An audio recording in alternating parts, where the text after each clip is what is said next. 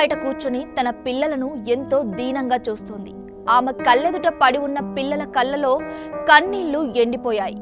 కడుపు లోపలికి ఒరిగిపోయి ఉంది. ఏదైనా తినిపించమని పిల్లలు కన్నీళ్లు కారుస్తున్నారు. ఆమె మాత్రం నిరాశగా ఆకాశాన్ని చూస్తోంది.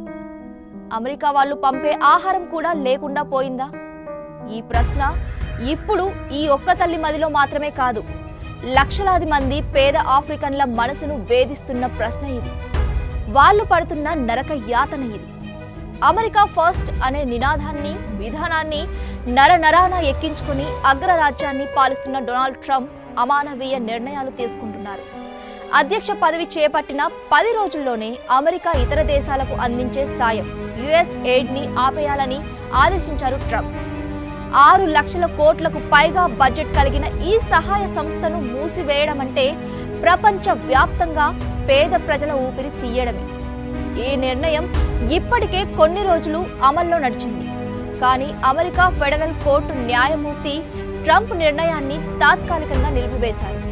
ట్రంప్ నిర్ణయం పూర్తిగా అమల్లోకి వస్తే గనక ప్రపంచ వ్యాప్తంగా 5 కోట్ల మందికి పైగా ప్రజలు ఆకలితో ప్రాణాలు విడిచే ప్రమాదం ఉంది. అటు ఫెడరల్ జడ్జి తాత్కాలిక ఆదేశాలపై ట్రంప్ న్యాయ పోరాటం చేస్తున్నారు. మరోవైపు ఇప్పటికీ ఆఫ్రికాలోని చాలా ప్రాంతాలకు అమెరికా నుంచి అందాల్సిన సాయం నిలిచిపోయింది. ఫెడరల్ కోర్టు ఆదేశాలు తాత్కాలికమే. ట్రంప్ రేపో మాపో యుఎస్ ఎయిడ్ సంస్థను పూర్తిగా మూసివేస్తారు. ఒకవేళ అదే గనక జరిగితే ప్రపంచంలోని కోట్లాది మంది ప్రాణాలు ప్రమాదంలో పడతాయి. యుఎస్ ఎయిడ్ అంటే United states agency for international development.